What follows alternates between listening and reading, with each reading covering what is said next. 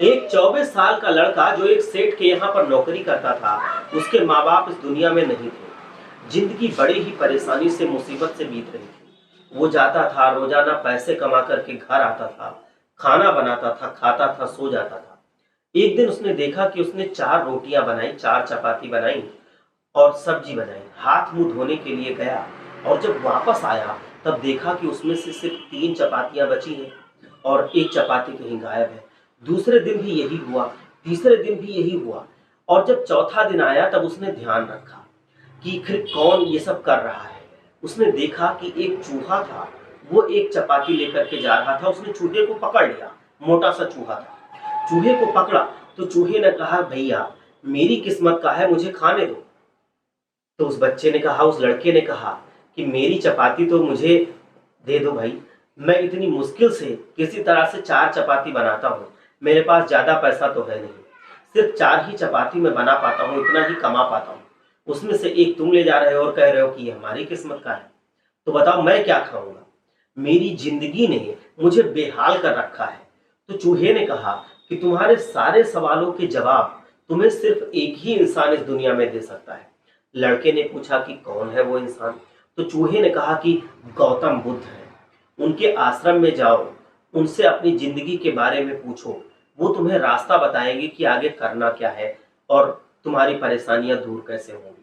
लड़के ने कहा कि बहुत बढ़िया। लड़के ने चूहे का धन्यवाद किया, चूहे की बात मान ली और वो गौतम बुद्ध से मिलने के लिए चल पड़ा। सेठ से छुट्टी ले ली 5-6 दिन की। लंबा रास्ता था, वो चलने लगा गौतम बुद्ध जी से मिलने के लिए। लंबा रास्ता था तो रात हो गई रास्ते में और लड़के को कुछ दिखाई नहीं दे रहा था। जब रात हुई, थोड़ी दूर पर उसे चलने के बाद एक हवेली दिखाई दी। वहां गया, जाकर के शरण मांगी। हवेली के मालकिन ने पूछा कि बेटा कहाँ जा रहे हो? तो लड़के ने बता दिया कि गौतम बुद्ध के आश्रम में जा रहा हूँ, उनसे मिलने के लिए। तो मालकिन ने कहा कि बहुत बढ़िया, जहां पे गौतम बुद्ध जी रहते हैं अगर तुम उनके पास जाना तो मेरा भी एक सवाल उनसे पूछ लेना और वो सवाल का अगर जवाब दे दे तो आकर मुझे बता देना। तो लड़के ने कहा कि हाँ जरूर, आपका सवाल पूछ लूंगा, बताइए। तो हवेली के मालकिन ने कहा कि बेटा मेरी लड़की 20 साल की हो गई है, 20 सालों से एक शब्द भी नहीं बोली है, बोल ही नहीं पाती है, मतलब गूंगी है, नहीं बोल पाती है। बस उनसे ये पूछ लेना कि ये बेटी कब बोल पाएगी, बहुत सुंदर है देखने में लेकिन बस बोल नहीं पाती है। उनसे ये सवाल पूछ लेना कि मेरी बेटी आखिर बोल कब पाएगी। ये बोलते बोलते उस मालकिन की जो बूढ़ी अम्मा थी उनके आंखों में आंसू आ गए। लड़के ने कहा कि माता जी आप परेशान मत होइए, मैं जाऊंगा और आपके सवाल का जवाब महात्मा जी से जरूर पूछूंगा। लड़का अगले दिन चल पड़ा। रास्ता ज्यादा लंबा था, रास्ते में उसे बड़े बड़े पहाड़ मिले, ऊंचे ऊंचे पहाड़, बर्फ वाले पहाड़। उसे समझ नहीं आ रहा था कि कैसे पार करूंगा, बड़ी देर हो जाएगी। तभी उसे एक जादूगर दिखाई दिया जो वहां बैठकर तपस्या कर रहा था। जादूगर के पास गया, उसने बोला कि मुझे गौतम बुद्ध जी से मिलने के लिए जाना है, रास्ता बहुत कठिन है, परेशानी वाला लग रहा है, मैं समझ नहीं पा रहा हूँ कैसे पार करूंगा यह रास्ता। तो जादूगर ने कहा कि गौतम बुद्ध से मिलने जा रहे हो, मेरे एक सवाल का जवाब उनसे जरूर पूछ के आना, तो मैं आपको पहाड़ में फटाफट पार करा दूंगा। लड़के ने कहा कि आपका सवाल बताओ। तो जादूगर ने कहा कि 1000 सालों से मैं यहाँ पर इसी पहाड़ पर तपस्या कर रहा हूँ स्वर्ग जाने के लिए, मुझे समझ में नहीं आ रहा है कि स्वर्ग कब जाऊंगा। तो लड़के ने कहा कि ठीक है, आपके सवाल का जवाब लेकर के मैं जरूर आऊंगा। जादूगर ने कहा कि ठीक है, तो फिर मैं तुम्हें रास्ता पार करा दूंगा, ये जो ऊंचे ऊंचे पहाड़ है बर्फ वाले मैं पार करा दूंगा।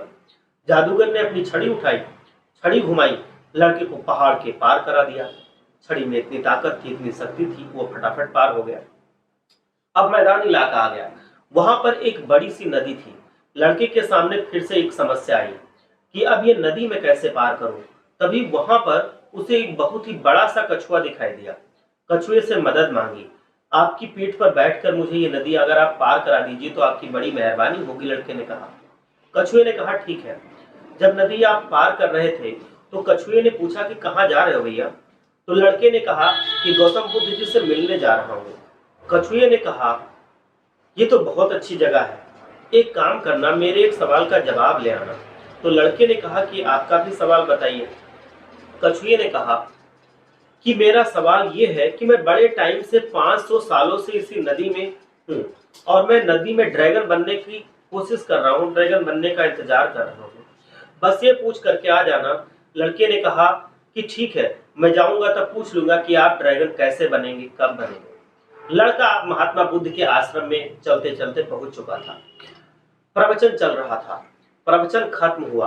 गौतम बुद्ध जी ने कहा कि हर कोई मुझसे सवाल पूछ सकता है, लेकिन सिर्फ 3 सवालों के जवाब मैं दे पाऊंगा। सिर्फ 3 ही सवाल हर एक आदमी पूछे, उससे ज्यादा सवाल मत पूछे। अब लड़के के सामने समस्या ये थी कि मैं किसके सवाल को रहने दूं, ना पूछूं। अब तो 4 सवाल हो गए, एक हमारा सवाल और बाकी उन 3 लोगों के सवाल। किसका सवाल छोड़ूं और किसका पूछूं? लड़के ने सोचना शुरू किया। सबसे पहले हवेली की मालकिन नजर में आई, ध्यान में आई, तो उसे लगा कि वो तो अपनी बेटी का इलाज कराना चाह रही है। उनकी बेटी बोल नहीं रही है, उनकी आंखों में आंसू थे, उनका सवाल पूछना जरूरी है। दूसरी जो तस्वीर उसके दिमाग में आई वो थी उस जादूगर की। उसने जादूगर की तकलीफ के बारे में सोचा कि हजारों सालों से बेचारा उस पहाड़ पर बर्फ के बीच में तपस्या कर रहा है। तीसरी तस्वीर उसके सामने आई कछुए की, जो सैकड़ों सालों से नदी में ड्रैगन बनने की चाह रख रहा है, फिर भी ड्रैगन नहीं बन पा रहा है। तो उसने सोचा कि जादूगर और उस कछुए की भी सवाल हम छोड़ नहीं सकते, तो मैं छोड़ू तो छोड़ू किसका सवाल।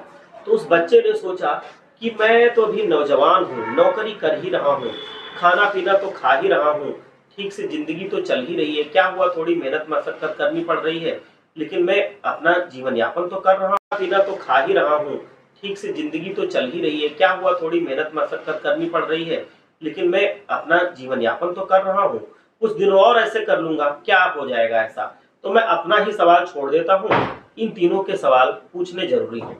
लड़के ने गौतम बुद्ध से तीनों के सवाल पूछे। गौतम बुद्ध जी ने जवाब दिया। सबसे पहले हवेली की मालकिन के सवाल का जवाब दिया। उन्होंने कहा कि उस मालकिन की जो बेटी है 20 साल की, जैसे ही वो बेटी उसकी शादी होगी वो बोलना शुरू कर देगी। शादी के तुरंत बाद वो बिल्कुल आराम से बोल पाएगी। दूसरे सवाल का जवाब बुद्ध जी ने दिया और कहा कि जो जादूगर है उससे कहना कि वो छड़ी छोड़ दे। जिस दिन उसने अपनी जादुई छड़ी छोड़ दी, छड़ी का त्याग कर दिया, वो स्वर्ग चला जाएगा और स्वर्ग जाने के बाद वो स्वर्ग में अपने बाकी मतलब आगे का जीवन यापन करेगा। तीसरा सवाल कछुए का था। कछुए के सवाल का उत्तर दिया और कहा गौतम बुद्ध जी ने कि उस कछुए से कहिएगा कि अपना वो कवच उतार दे। जिस दिन उसने अपना कवच उतार दिया उस दिन वो ड्रैगन बन जाएगा। लड़के ने महात्मा बुद्ध जी को नमस्कार किया, प्रणाम किया, दंडवत किया और चल पड़ा वापस। रास्ते में कछुआ मिला। कछुए से कहा कि भैया आप कवच उतार दो, गौतम बुद्ध जी ने कहा है तुम ड्रैगन बन जाओगे। कछुए ने जैसे ही अपना कवच उतारा मोती ही मोती निकल आए। कछुए ने कहा कि ये मोती मैं क्या करूंगा, आप ही ले जाओ। लड़के को बहुत सारे मोती मिल गए, वो महाधनवान बन गया। कछुआ ड्रैगन बन गया। थोड़ा आगे चला तो जादूगर मिला। जादूगर को कहा कि भैया आपको महात्मा बुद्ध जी ने कहा है कि आप अपनी छड़ी छोड़ दीजिए, तब आप स्वर्ग जा सकते हैं। जादूगर ने कहा कि ये लो छड़ी, छड़ी मैं क्या करूंगा, तो तुम रख लो। तो ये छड़ी जैसे ही जादूगर ने इस लड़के को दी, जादूगर तो स्वर्ग चला गया और लड़का ये छड़ी पा गया। अब वो महाशक्तिशाली हो चुका था, उसके पास जादुई छड़ी आ गई थी, उसके पास धन भी बहुत आ चुका था, उसके पास जादुई छड़ी आ चुकी थी, वो बहुत ज्यादा शक्तिशाली हो चुका था। अब वो उस हवेली के मालकिन के पास पहुंचा। मालकिन से जाकर के बोला कि मालकिन आपका जो सवाल था उसका जवाब मिल गया है। आपकी जो 20 साल की बेटी है, जिस दिन उसकी आप शादी करेंगी, जैसे ही आप शादी करेंगी वो बोलना शुरू कर देगी। उन्होंने कहा तो देरी कैसी, मेरे सामने ही तो दूल्हा खड़ा है, तुमसे बढ़िया लड़का भला कौन हो सकता है जो अपने से पहले दूसरों के बारे में सोचता है। लड़की को बुलाया गया। लड़के ने देखा लड़की बहुत ही सुशील थी, बहुत ही ज्यादा गंभीर थी, बहुत ही ज्यादा सुंदर थी। लड़की को देखकर लड़के ने तुरंत ही शादी के लिए हाँ कर दिया। लड़के की शादी हो गई लड़की से। लड़की ने बोलना शुरू कर दिया और जिस दिन से उसकी शादी हुई उसी रात में वो बोलना शुरू कर दे रही थी, बोलने लगी। लड़के से अपनी सारी बातें बताने लगी। अब लड़की ने बोलना शुरू कर दिया। लड़के के पास में जिंदगी में सब कुछ मिल चुका था उसको। उसको धन मिल गया, चूंकि उतने सारे मोती मिल गए। उसको अपार शक्ति मिल गई, चूंकि उस जादुई छड़ी से वो कुछ भी कर सकता था। उसको हवेली मिल गई। उसको उस सुंदर लड़की से विवाह हो गया। उसको वो लड़की मिल गई। उसको जीवन में जितनी भी चीजें चाहिए थी, जितनी भी चीजों के लिए लोग संघर्ष करते हैं, सब कुछ मिल गया। एक सुंदर सुशील पत्नी मिल गई, बोल भी रही थी आराम से। उसको धन दौलत मिल गई, उसको शक्ति मिल गई। ऐसा इसलिए हुआ, ये छोटी सी कहानी है, ये हमें ये सिखा रही है कि ऐसा इसलिए हुआ क्योंकि उस बच्चे ने अपनी तकलीफ से पहले उन तीनों की तकलीफ समझी। उस लड़के ने अपनी तकलीफ को दरकिनार करके दूसरे की तकलीफ में सहभागिता निभाई, उसको दूर किया, और इसी वजह से उसको जीवन में बिना मांगे ही सब कुछ मिल गया। जितनी चीजों की जरूरत होती है सब कुछ उसे मिल गया। जय हिंद। मिलते हैं।